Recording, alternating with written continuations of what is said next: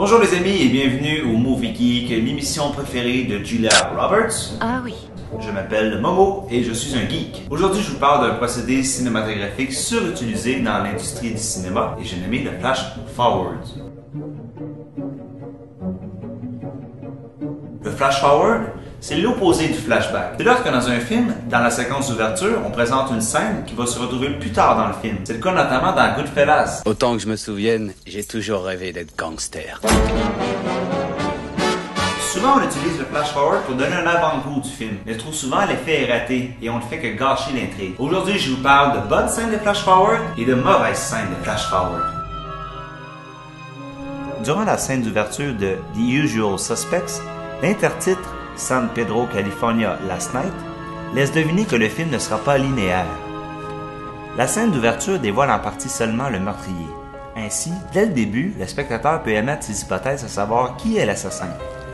Cette scène est un bon flash-forward parce qu'elle reviendra à la toute fin du film et l'identité du meurtrier sera enfin dévoilée. Un exemple de mauvais flash-forward serait dans Funky Town. Dès la scène d'ouverture, le personnage se retrouve dans un hôtel miteux et exécrable. Puis un jour, tu te réveilles dans un motel minable, avec une inconnue dans ton lit. Et puis, scène suivante, on voit Patrick Huard au sommet de sa forme. Cette valeur, mais le film vient de commencer et on sait déjà d'avance comment va finir le film. C'est-à-dire, la même façon que s'est terminé les années disco. La première scène d'Inception est mystérieuse, étrange. Après seulement 2 minutes, le suspense est bien établi. Et savez-vous pourquoi particulièrement c'est un bon flash-forward? Parce qu'on ne sait pas que c'est un flash-forward. C'est ça qui fait la force de la séquence. Dans Mission Impossible 3, le film commence, Ethan Hunt est ligoté à une chaise, sa femme se fait tirer dans la cuisse. Oh shit, le film commence intense dans l'action, je me demande comment que le gars va faire pour sortir de là. Et, scène suivante, on comprend que c'est un flash-forward et qu'on se foutait de notre gueule. Un autre mauvais exemple de flash-forward, c'est dans Skyline, mais ça, c'est un film nul du début jusqu'à la fin. Donc, faut me croire sous parole, le film était chier. Pas juste la séquence de flash-forward. Tout. En résumé, faites attention mes amis cinéastes si vous utilisez le flash-forward. Assurez-vous qu'il y a une énorme différence dans la façon de regarder 2 fois la même séquence.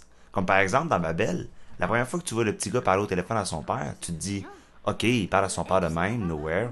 Mais quand tu revois la même scène à la fin, puis tu te rends compte que son père c'était Brad Pitt, tu te dis « Shit, le père c'est Brad Pitt ». C'est déjà tout pour aujourd'hui. Si vous voulez nous encourager, rajoutez-nous sur Facebook et inscrivez-vous sur YouTube. Merci beaucoup et à bientôt. La semaine prochaine, on parle des films de gangsters. Et voici ma question quiz. Qui est ce personnage qui fut interprété 2 fois au grand écran par 2 acteurs différents? De qui s'agit-il?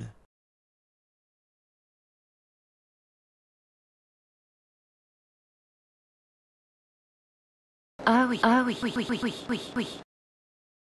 Oui.